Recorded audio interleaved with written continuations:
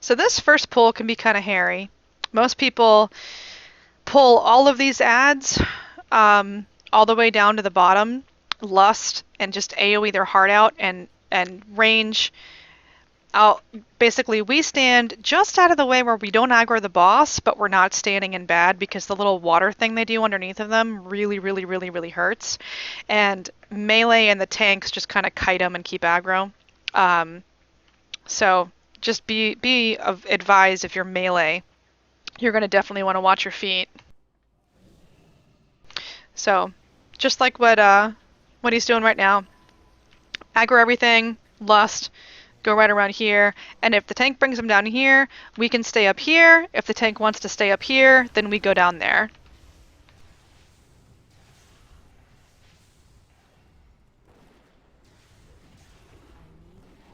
And this is, like I said, a good place for lust.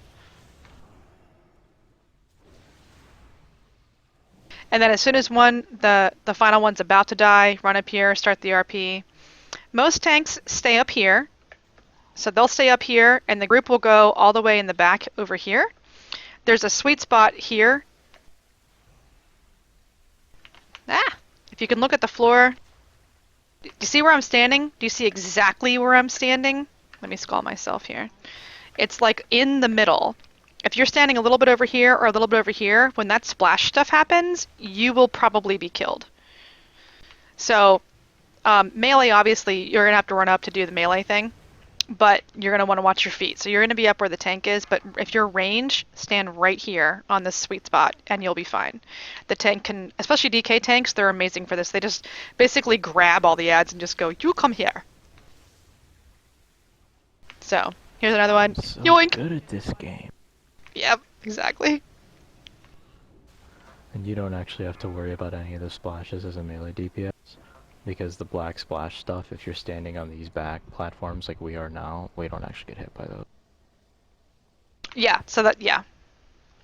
Yeah, the only thing the melee has to be careful of is the water stuff on the ground that they do.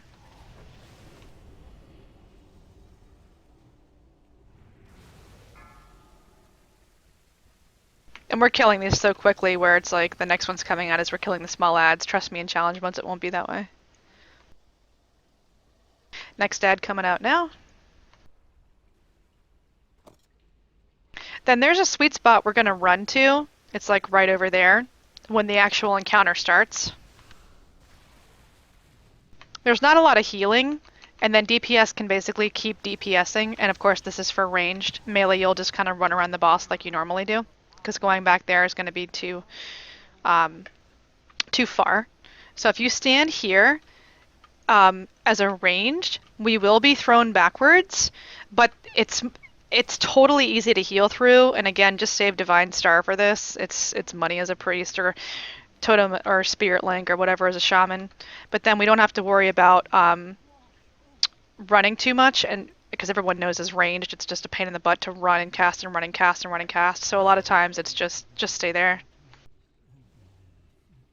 Dismiss pets. Unless you're a hunter, then it's like standing still. Yeah, I know, right? Dismiss pets, and what our warlock, he would put a gate up right here, so we'd click the gate and zoom over, and then still have the speed boost, so we could invis past all the trash. It was great. Because you see how we still have the speed boost. So yeah, we would use the gate and then basically speed boost all the way down to the boss, with the exception of this last pack that's over. I'll skull him over there. So if you don't have a warlock, you want to invis here, and which will just kill everything because why not? But you invis here, and you can run all the way around over that little bridge, and then you take that group of trash down to where the boss area is, depending on which boss thing you're going to do, because it does vary in challenge modes just like it does in heroics. The RP sometimes takes a while, so you want to start that RP while you're killing the trash.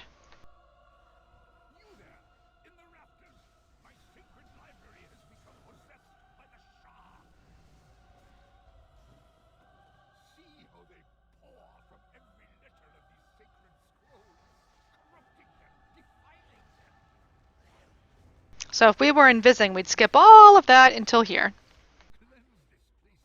You're like, oh, let's take everything down here. That's fine, we'll just AoE it. Healing help. What is being careful? I don't even. What? What's that? You don't have to How worry do about I even. anything. What is careful? Nothing stuns you here. As far as like be conservative with your pulls.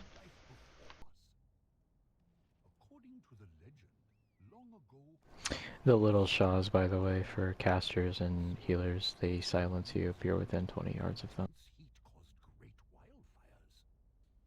The Oh yeah, lesser shaws do unchallenge. I forgot about that. It's a 3-second silence and a 2-second cast time, so you're pretty much perma-silenced so you get out of range. Yeah. Well, we skip them anyway because we go down to where just the tiger is. But they're in the courtyard.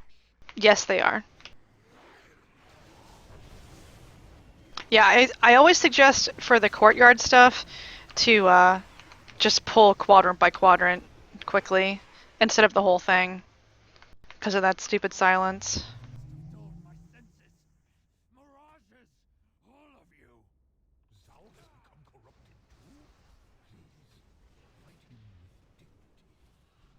And then as you're killing this guy, if you stand towards the stairs, again, a lot of this is placement, so you get the speed boost again, and then you're already up here.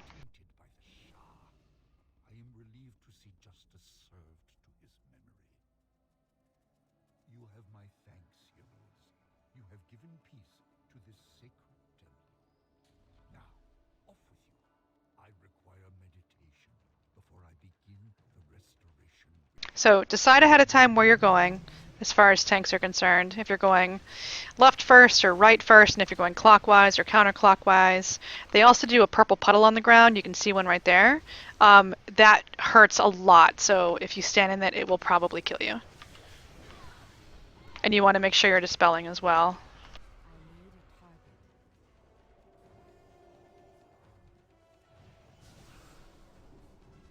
And of course, interrupting.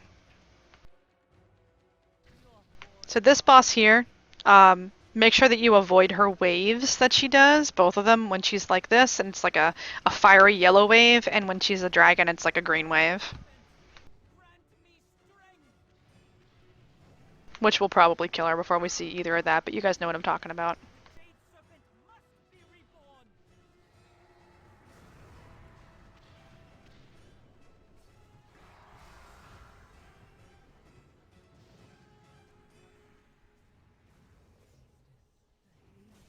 Then we'll have 3 more of those Shaws coming up. Again, interrupt them and don't stand in the purple.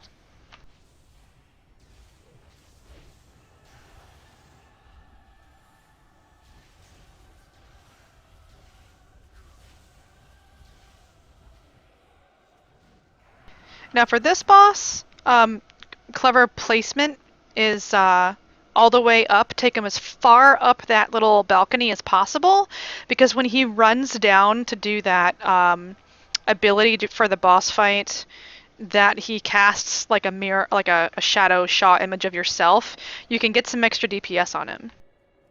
So running all the way up here, all the way to the back, gives you extra DPS on the boss, and it actually can make or break a gold. I've gotten gold in this on one group by 2 seconds.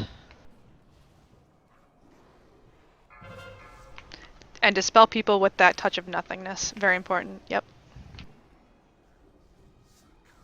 So see, watch. You can DPS him. You can DPS him. You can DPS him. You can keep DPSing him. So we got an extra like 5 or so % just now.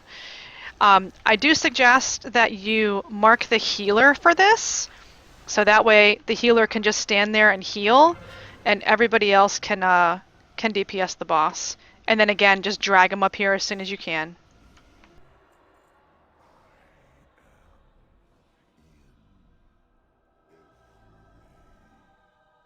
And that is challenge modes in a nutshell.